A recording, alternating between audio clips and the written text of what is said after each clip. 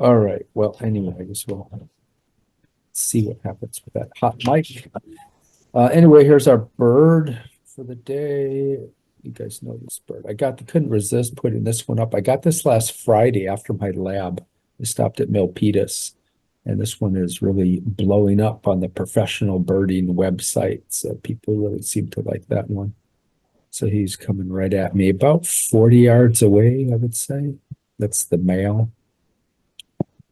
So those are the Milpitas bald eagles. My Mount Hamilton bald eagles are doing nothing. They're not interested in mating, and they're always behind the other eagles. A couple more birds, western meadowlark. I think you've had these before, and there's an Anna's hummingbird. All right, so where have we been? We already got a question on this. So at the start of week 3, the snail gene turns on in the epiblast cells. I've drawn a couple of them here, but they would be everywhere. These little green things would be everywhere. But only the ones in the periphery, they start to wake up. They turn on their snail gene, which stops the cadherin gene, and they start to grow little tiny little pseudopodia, and they start crawling toward the midline. Somebody's mic is still on. There we go. They start piling up here in the middle. And this is the formation of the primitive streak. Now, this primitive streak is responsible for really creating the 3 mature germ layers. Right now we have 2 immature germ layers, an epiblast and a hypoblast. And they can't make anything yet. They're still immature. We need to turn those into mature stem cells or super stem cells called germ cells. And that's what we can't do that without forming this primitive streak first. And so that's what happens. We get these cells streaming into the midline, and they start forming this stick, and the stick goes all the way, stops about halfway. And that's it. The primitive streak is formed, but the cells keep streaming in. And these cells that are streaming in after the primitive streak is formed, they're the ones that are going to become the 2 bottom germ layer cells. So they're going to actually penetrate and go through the primitive streak and go underneath it to make these new cells.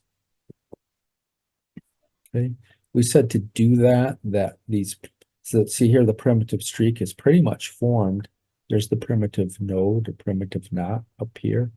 And we said just before they start migrating under, they start secreting hyaluronic acid and fibronectin, which is slippery, slimy stuff.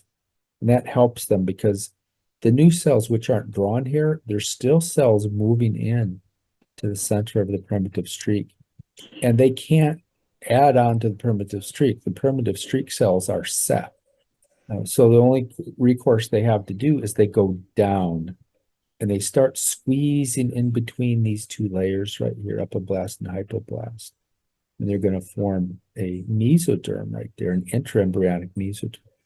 And we have slides on that, but that's the primitive streak is mature now, secreting slippery stuff, hyaluronic acid, and fibronectin, and cells are still migrating in. Okay, there's also a different stage. There's a bottle cell stage. And as the cells keep migrating into the primitive streak, and we said the primitive streak is set, so they can't become part of it. What they do is they migrate down through the primitive streak. And as they do so, they take a shape kind of like a bottle with these little nubs, which is those are their little pseudopodia.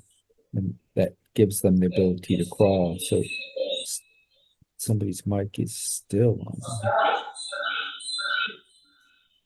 on. But I yeah. had to mute everybody. Yeah, everybody mute. See, they're really paying attention, aren't they? So these are considered pre-mesenchymal cells. Got a picture of that. So here's the primitive streak is built, but this is a head, kind of a head-on view. So an axial type view. So these modified epiblast cells that don't have any junctions anymore, any cadherins to connect them, no cams. They migrate in and they say, I want to be a primitive streak. And nope, primitive streak is built. Well, then I'll go underneath and see what's going on. As they go past underneath, they're exposed to all kinds of gene products by these primitive streak cells. And they start modifying and they get these little nubs right here, and those are mesenchymal cells. Okay, I think we got a question. I have a quick question. Go ahead. For the migrated epiblast cells, the process of when it becomes a pre-mesenchymal cell, that's the meiosis. That's what that's called. Yeah, so a bottle cell means it's not going to become a primitive streak cell because those are all, that job is full. So it becomes a bottle cell, which will become this mesenchymal cell right here. And now the pseudopodia are very strong and developed, so they can really crawl and they can go great distances into the plane of the page and out of the plane of the page. So that's a mature mesenchymal cell. So that's the next step.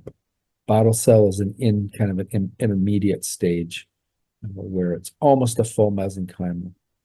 And there's no pseudopodia here in these modified epiblasts, but they have little bitty baby ones too, so they can crawl. I just didn't draw them in. All right. Let's see. Are we frozen?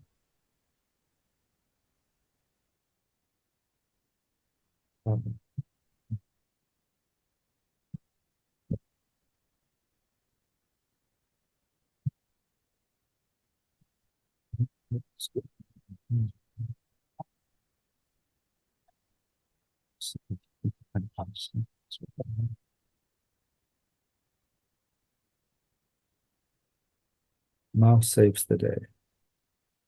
All right, so that's that slide. So that process of, because these are still considered epithelial, they're like modified epithelial cells. But by the time they pass through the primitive streak, they turn into a full-blown mesenchymal, which is a pre-stem cell. And so that has a word that's called mesenchymal or epithelial, because they were epithelial, to mesenchymal transformation. And we'll see more about that as we go through. Some of them are actually going to convert back to epithelial. The ones that in the hypoblast, which is going to become endoderm, those endoderm cells went through epithelial to mesenchymal to epithelial transformation. And we'll see how that plays out here in a minute. So, yeah, everything pretty much I said here. They have pseudopodia. They're able to crawl. They went through, these mesenchymal cells have went through epithelial to mesenchymal transformation. And when we talk about neural crest cells, they also go through that weird transformation process. But now let's start building the germ layers. So this process of cells kind of migrating underneath has a name, and it's called invagination. So, or it can also be called ingression. One chiropractic board book calls it ingression, and the other one calls it invagination. So you've got to know both of those words. And this is what we're going to build right here through this process of ingression. This is a much more viable human because these are magical cells here. These are the three germ layers: ectoderm, mesoderm, and endoderm. So hypoblast and epiblast, we're going to be saying goodbye to those terms now. This is kind of a where we're going slide, but let's see how we get there. And one other question before we go through this process: who tells the mesenchymal cells what to do? That's always a question. How do they know where to go? Some of them go way down and become endoderm cells. Some of them don't go so far and become mesoderm cells. How do they know that? There's a whole bunch of genes and it's confusing. We don't know the full story, but we know one gene is for sure really importantly involved in this process of directing these epiblast cells and telling them where to go. and that's called the brachyury gene or brachyury, like brachyury gene. It's a member of a family of genes from this T-box family and recently discovered in 2016, so it's fairly new. But it's already made it into the board books because it's so important. And it's this gene that somehow we believe tells these migrating epiblast cells where to go, what to become. Some will become the forebrain, some will become the coccyx, some will become the big toe. If you mutate this gene, the fetus won't make it. So it's a really important gene, this brachyury gene. Also does some other stuff. It activates a FOX2, which is a nodal cord formation gene. And it also activates the goosecoid gene. We talked about that. It's important in neurulation. It's also important for nodal production levels, as we'll see here in a second. So brachyury gene. There's some other ones, but I took those out because this is the big one. All right, so let's build the more mature human now. So this process starts called again ingression, but again, Langman calls it invagination. Go ahead. Shout out your question. Sorry, I got a little confused on the ingression slide. For that one's just the formation of the trilaminar disc, Yep. correct? Ingression means this is the process of the new epiblast cells, or these ones that are crawling on top and diving under. It's the process of them diving under and creating new layers. So it's like a great migration. And the prepared epiblast cells now migrate downward, as we said, and they go through to every nook and cranny of this bilateral disc and modified it. And again, Darren Langman calls it invagination, and more, the other chiropractic board book calls it ingression. So probably 50-50 chance that these will show up as board questions. So you've got to know both of those. Right, so here's the cartoon, and we see these modified epiblast cells. They became bottle cells, and now they're slippery, and they're starting to kind of punch out a new layer here in the middle. And this is our first germ layer. So the kind of arguably, but for chiropractors, for our board books, the very first germ layer created is the mesoderm. Out of the three germ layers, ectoderm, mesoderm, and endoderm, the very first one to form is mesoderm. Okay, we know a little bit about what it takes to become a mesoderm cell. When you go through this primitive streak, these primitive streak cells will flip on the nodal switch to medium. So these cells destined to become the mesoderm, they're expressing nodal at just medium levels. Cells that come through and get their nodal gene flipped to full power and secrete high levels of nodal, those cells will have the ability to go all the way to the hypoblast cells and actually start kicking these green ones out of there and replacing them completely. So you have to have high nodal on to be able to do that. And they literally dislodge these hypoblast cells. Some of the hypoblast cells are thought to actually go and form part of the extraembryonic mesoderm, as we'll see. Okay, now some more slides to support that. Here's a view from the side, seeing what's going on. So here's our modified epiblast cells going through, and they're slipping and pushing the epiblast and hypoblast apart, and they're starting to create a mesoderm layer in here. Right. So as I said, mesoderm is first, just another slide. Everything I said, the first thing to form is the mesoderm. It's formed by these modified epiblast cells that turn to bottle cells, and now they're full-blown mesenchymal cells, and they're piling up here in the middle, pushing apart the epiblast and hypoblast to form a new layer, which is ultimately going to become most of our muscle, bone, and tendons. It's a really important layer. And this is mature. This is a germ layer cell. So germ cells are mature, super potent stem cells that can become just about anything. Okay, so mesoderm, it's officially called the intraembryonic mesoderm. But a lot of times, and if you see a board question where it just says mesoderm, just assume they're talking about intraembryonic mesoderm. All right, and there we go. There's our first germ layer formed. Now we still have our epiblast hanging in there. We still have our hypoblast hanging in there. But now we got this new layer, the first germ layer called the mesoderm. Right.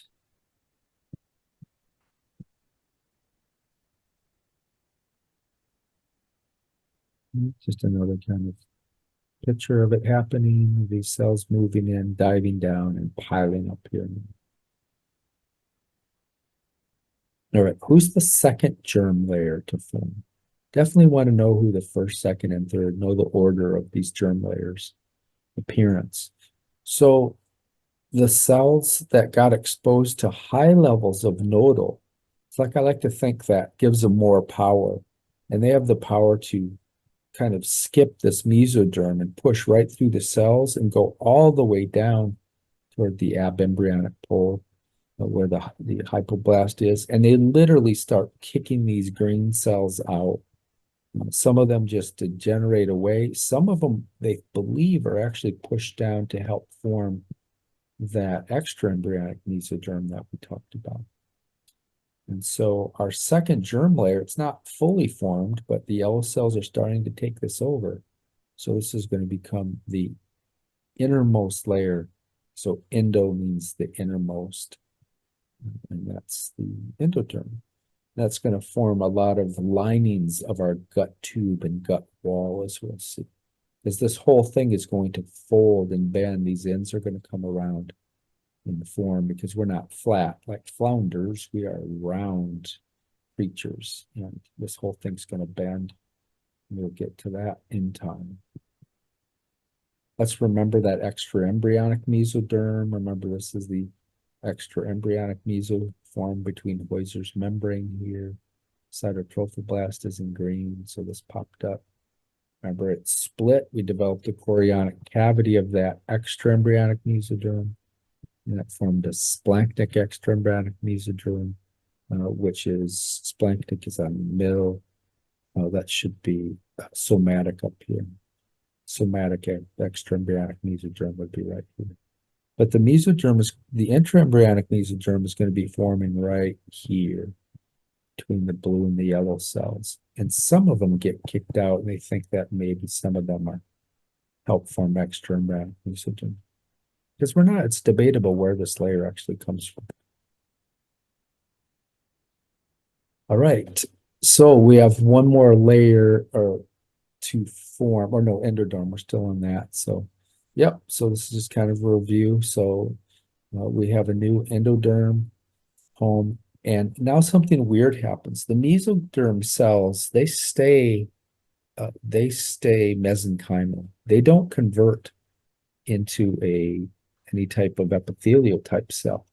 But once those mesenchymal cells kick all the endoderm cells out of there, so once all these green ones are kicked out, these yellow mesenchymal cells will turn back into really a simple columnar type epithelium.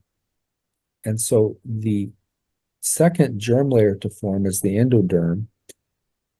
And the endoderm, the final process is converting those cells back into epithelial cells. So endoderm cells go through a process of epithelial to mesenchymal to epithelial conversion, which is a little bit strange. That does not happen with mesoderm cells. They stay mesenchymal for a long time. Okay, last but not least, so here's a more mature trilaminar disc. We have a mesoderm or intraembryonic mesoderm formed. We have an endoderm formed here in pink. So everybody's happy. Now, the last germ layer to form is going to be where the epiblast cells were. And we don't understand the full story of what happens. It doesn't appear that anything replaces anything here. It appears that after these other two germ layers are formed, these cells of which used to be the or epiblast, they just morph into an ectoderm mature cell. So they go through a final maturation process. There's all kinds of theories and gene products. We're going to completely forget that because they don't really know the full story. But no, the important point is no cells kick these out like down here. These cells, the original cells, the hypoblast cells got kicked out. These epiblast cells just mature into a super duper powerful stem cell called the ectoderm. And that is the third germ layer, ectoderm. Okay, so with the formation of the ectoderm, we have three mature germ layers, and we have now created a trilaminar disc from that bilaminar disc. Okay, we're still in week 3. This is still the process of gastrulation. And yeah, in general, and I always tell students for boards, embryology is probably one of the last things you study. If you're running out of time, don't have time to go through all the slides, make sure you know what mature structures become. Like your biceps muscle, where did that come from? That actually came from mesoderm. But there's some exceptions to these rules, a lot of them that we'll look at. But in general, if I just had to give you one answer, what do the 3 germ layers become? Ectoderm ecto means like the ectoskeleton of a bug or insect. That's on the outside, a protective layer. And therefore, ectoderm, most of the epidermis comes from ectoderm. Glands and the linings of ducts also come from ectoderm as a general rule. Mesoderm, as I said, muscle, tendon, and bone. And endoderm, that is going to be the lining of tubes, like your entire alimentary canal, from your mouth, your esophagus, your stomach, your intestines. That all comes from endoderm. And there are some exceptions that we'll learn as we go along. All right, kind of said all this stuff. These germ layers are super magical. They're super duper stem cells. They have the ability to grow new beta cells of the pancreas if you want. Research is very, very limited to what we can do with these. Basically, there's a set of embryos that everybody shares, and it's been a long time since scientists were allowed to experiment on these things. So we don't. It's in a way it's too bad because we could make some huge medical breakthroughs if science was allowed to experiment. But I get it. It's kind of a slippery slope which way you stand on that issue. But we can't study these, so we don't know a lot about them. But they are incredible germ cell, or incredible cells that can turn into anything with a little genetic tweaking to them. And the other thing to know is that all of these germ layers came from one cell type, and that was the original epiblast cells.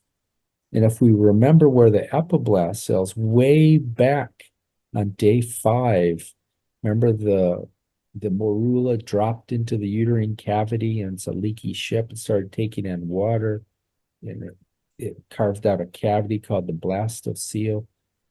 Just after it hatches, the blastocele hatches from the zona pellucida.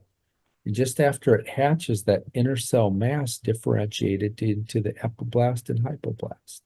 So these cells have been around for a long time. But now we finally have matured the epiblast cells, and we've replaced the hypoblast cells. We've created a new germ layer, the mesoderm cells in between.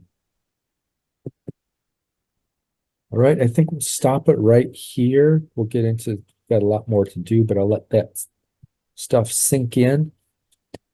And I will see you tomorrow for a longer lecture. There's a Cooper's Hawk I also got. I think I got that. I was taking last quarter.